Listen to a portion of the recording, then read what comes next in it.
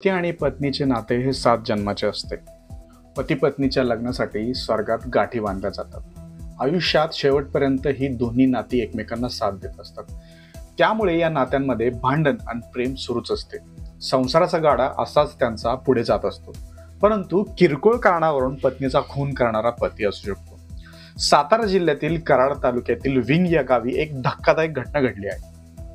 पत्नी जास्त बोलत असल्याने नवऱ्याने तिची गळा दाबून हत्या केल्याचं वृत्त नुकतंच हाती आलंय. या घटनेत मयुरी कनसे या 27 वर्षीय विवाहित महिलेचा जीव गेला आहे. मयुरीची हत्या करणाऱ्या पती मयूर कनसे याला कराड तालुका पोलिसांनी तत्काळ अटक केली आहे. मयूर आणि मयुरीचा विवाह 2018 साली झाला होता. त्यांना एक मुलगाही आहे.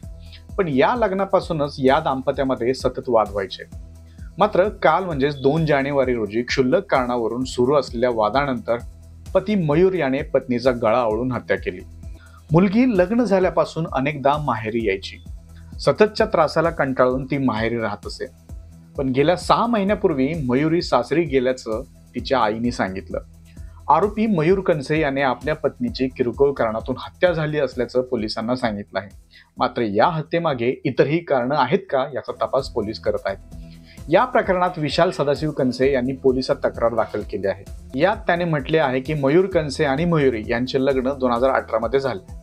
लग्नाच्या वर्षभरातच त्यांच्यामध्ये वाद सुरू झाला होता. मयुरी हिचे मयूर यांच्या कुटुंबातील लोकांसोबत जमत नव्हते. त्यांच्याशी तिचे सतत भांडण होत असे.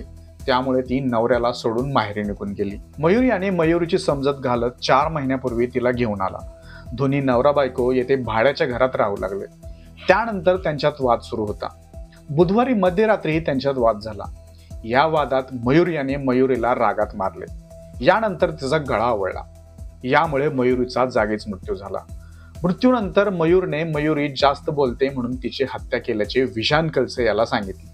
त्यानंतर विशालने पोलिसात फिर्याद दाखल केली.